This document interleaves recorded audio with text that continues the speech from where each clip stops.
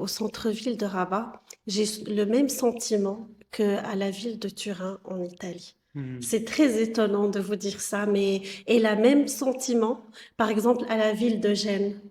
Parce que ces typologies d'arcades que nous avons, et puis les cafétérias, comment elles sont organisées, les façades, les typologies des façades, les passages sous arcade, c'est exactement comme en Italie.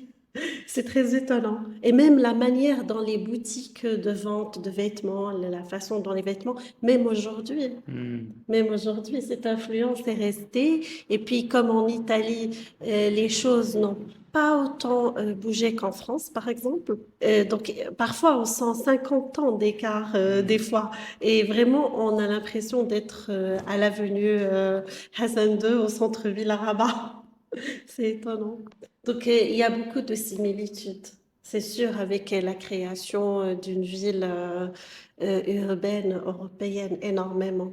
Et puis, ce qui est bien aussi, c'est que la muraille a été bien conservée et la rencontre entre l'enceinte de l'ancienne Médina et la nouvelle ville. Mais je pense que ça aussi, ça a été aussi fait en partie à l'époque du protectorat. Il y a eu vraiment une volonté de ne pas faire de cassure.